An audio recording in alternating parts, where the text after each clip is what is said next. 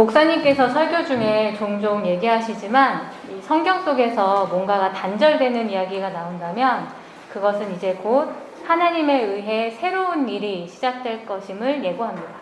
그런데 그 단절이라는 것이 아이가 없는 일에 관한 것이라면 그것은 어김없이 대단한 인물과 놀라운 시대가 탄생할 것을 기대하게 합니다. 아이가 없었던 사라에게 이삭이 태어남으로써 이스라엘이라는 민족이 시작된 것처럼 또 아이가 없었던 엘리사벳에게 세례 요한이 태어남으로써 예수 그리스도의 시작이 준비된 것처럼 말이죠. 사무엘서는 아이가 없는 한나의 이야기로 시작됩니다. 성경을 읽는 이들의 가슴은 이 지점에서 설레일 수밖에 없겠죠. 도대체 어떤 인물이 태어나고 어떤 놀라운 시대가 도래할 것인가 하고 말입니다. 한나는 엘가나의 아내입니다. 사무엘서의 서두에는 엘가나에 대한 설명이 적혀 있는데요. 그는 4대째 내려오는 명망 있는 집안의 가장이었습니다. 엘가나에게는 한나가 아닌 또 다른 아내 브닌나가 있었고 그 사이에서 자녀도 몇 두었습니다. 비록 한나에게는 자녀가 없었지만 엘가나는 누구보다 한나를 사랑했습니다. 그런데 이 기울어진 사랑 때문이었을까요? 브닌나는 한나를 괴롭히고 업신여겼습니다. 이런 일들은 거듭되었다라고 하는데 그럴수록 커져가는 안쓰러움과 사랑으로 엘가나는 한나에게 이런 위로를 건넵니다. 여보, 왜 울기만 하오? 당신이 10 아들을 두었다고 해도 내가 당신에게 하는 만큼 하겠소. 와, 굉장한 로맨티스트죠. 그런데 이렇게 생각한다면 오산입니다. 자상한 말처럼 들리지만 지금 상황에선 한나에게 위로가 될 말은 아님이 확실합니다. 부디 엘가나가 눈치 없이 그 말을 브닌나 앞에서 한 것이 아니기만을 바랄 뿐입니다. 오늘의 본문은 여느 해와 다름없이 한나의 가족들이 실로에서 제사를 드리면서 시작됩니다. 실로는 여호수아가 가나안을 정복한 이후로부터 성막과 언약궤를 놓아두던 장소인데요. 이 가족들이 제사 후 함께 식사를 나누고 있었다는 것으로 보아 화목제를 드린 것 같습니다. 그런데 이 화목제라는 이름과는 상관없이 한나는 화목해 보이지 않습니다. 9절의 시작을 보면 식사를 하던 도중 한나는 그 자리에서 일어나 버립니다. 내 남편의 또 다른 아내 저 브닌나가 한나에게 보란듯이 눈을 흘기며 제 자식에게 고기를 먹여주는 모습이 눈꽃이었을까요? 늘 괴롭힘 당하던 일상 중 하나였을 텐데 그날따라 유독 그것을 참아내지 못했던 것일까요? 이대로는 안 되겠다. 뭔가를 해야겠다. 한나의 마음속에 조금씩 쌓여왔던 답답함이 그녀를 일으킨 것일까요? 한나가 자리에서 일어날 때 사용된 일어나다라는 말의 원어는 쿰입니다. 제가 이 쿰이라는 단어를 처음 본 것은 요나서였는데요. 요나서는 하나님의 말씀이 요나에게 임하면서 시작됩니다. 너는 일어나 니느웨로 가라.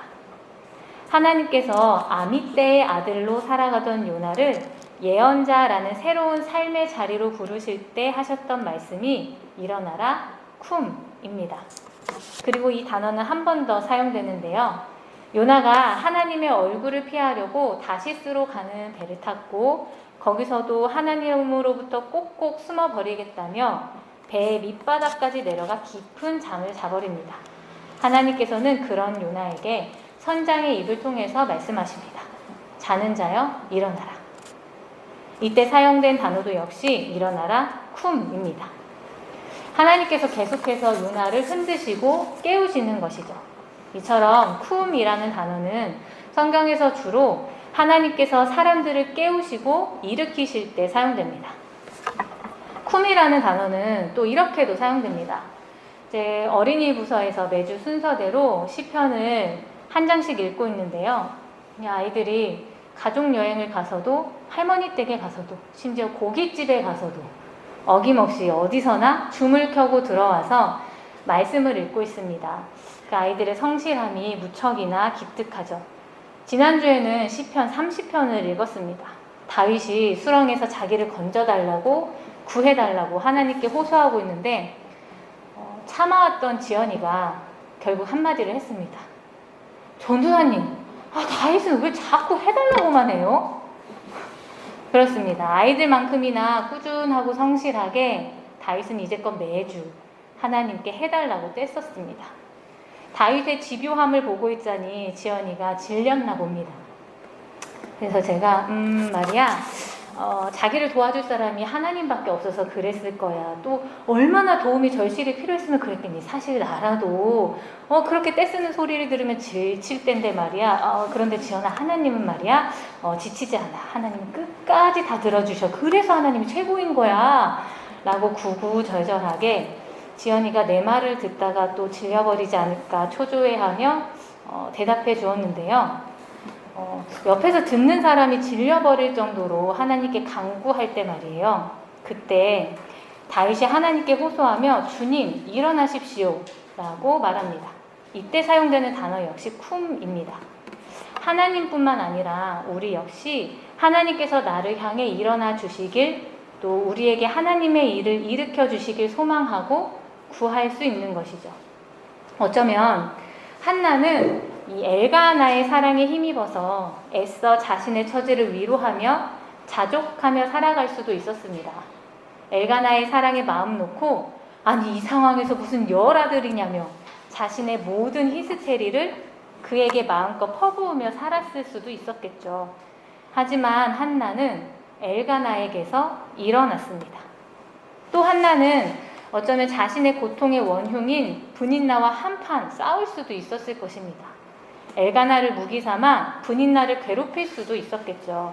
하지만 한나는 분인나에게서도 일어납니다. 자신에게 닥친 고통의 해결점이 하나님께 있을 것이라는 걸 직감한 듯이 그렇게 하나님께서 일어나시길, 자신을 향해 무언가를 일으켜 주시길 바라는 마음을 쫓아 한나는 그 자리에서 일어납니다. 그리고 기도합니다. 마음 상한 한나가 기도했다니 당연한 이야기 같지만 사실 그렇지 않습니다. 한나가 하나님께 기도하는 장면은 매우 놀라운 장면입니다. 왜냐하면 당시에는 이렇게 기도하는 사람이 없었거든요. 지난 몇 주에 걸쳐 목사님께서 삼손에 대한 이야기를 해주셨는데요. 이야기 말미에 기도하지 않았던 삼손에 대한 언급을 하셨습니다. 어쩌면 기도하지 않는 것이 비단 삼손만의 문제는 아니었을 것입니다. 사사기라는 시대 자체가 하나님의 영이 임한 사람들에 의해서 움직였기 때문에 대부분의 사람들은 기도할 필요를, 기도해야겠다는 생각을 하지 못했을 테니까요. 당시 사람들은 제사장의 지시에 따라 향과 제물을 준비한 후 그것을 하나님께 드리는 예배의식에 참여했습니다. 그것이 그들이 기도하는 형식이었고 시간이었고 내용의 전부였습니다.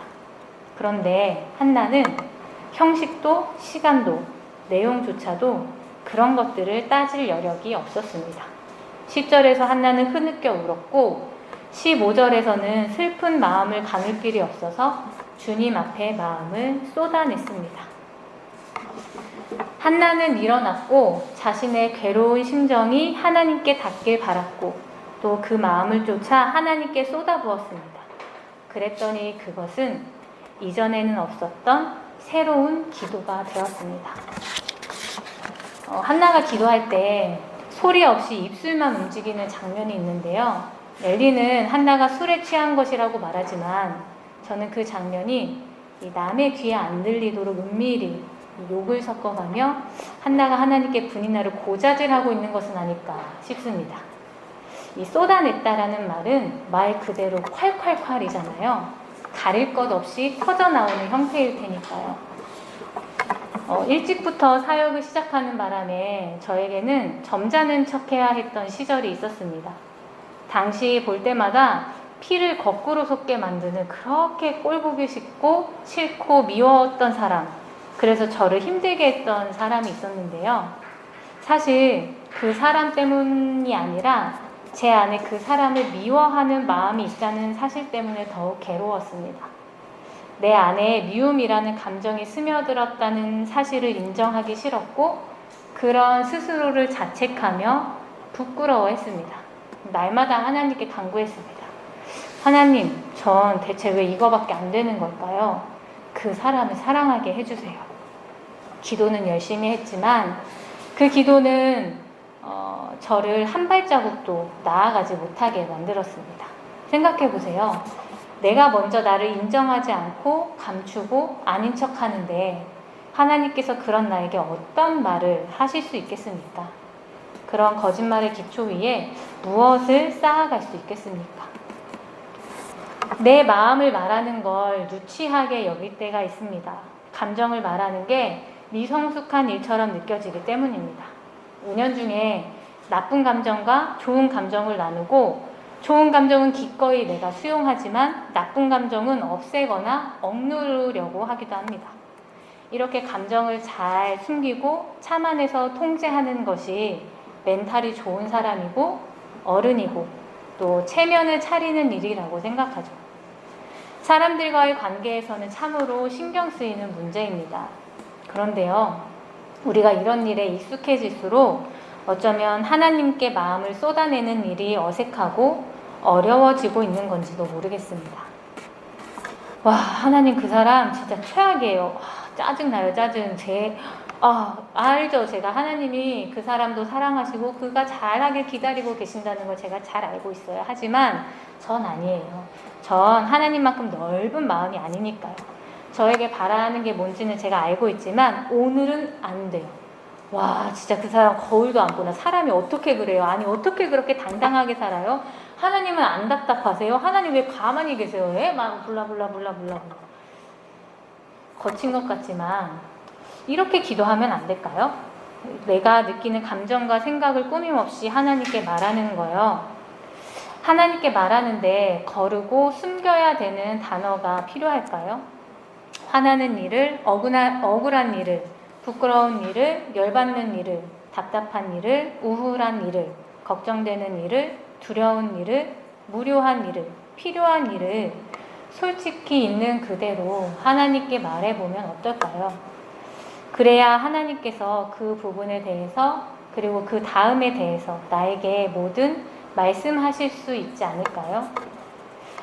산림교회 성도 여러분, 하나님께 말하는 것은 어떤 감정이든 생각이든 무엇이든 그것은 다 괜찮습니다. 하나님이시잖아요. 한나는 물 붓듯이 그야말로 하나님께 온 마음을 모든 것을 쏟아부었습니다. 아실지 모르겠어요. 울고 있는데 누군가의 위로가 탁 마음에 와닿는 순간 눈물이 더 나는 거 있죠. 한나에게 닿은 하나님의 위로는 어떤 것이었을까요? 이렇게 쏟아부은 사람이 느낄 수 있는 감정이 있어요. 홀가분함, 하나님께서 다 아신다는 마음, 그리고 그걸로 충분한 마음. 한나가 집으로 돌아갈 때 딱 그 마음이었습니다. 18절을 보면 하나님은 아무것도 약속해 주신 것이 없었지만 한나는 돌아가서 밥을 먹었고 다시는 슬픈 기색이 없었습니다. 한나에게 일어난 일은 단순한 개인사가 아니라고들 합니다. 한나에게서 태어난 아이가 이스라엘의 사사시대를 끝내고 왕정체제의 국가시대를 열었기 때문이죠. 그런데 우리는 오늘 그보다 더 중요한 의미를 생각해야 합니다. 한나의 기도를 통해 그동안 이스라엘에 단절되어 있던 기도가 나의 지극히 개인적인 마음을 하나님께 쏟아내는 말들이 시작되었다는 사실입니다. 바야흐로 이스라엘의 새로운 기도의 시대가 열렸습니다. 우리에게 새로운 한 주의 삶이 시작됩니다. 나는 무엇을 감추고 있을까요? 나는 하나님께 무엇을 말하고 있을까요?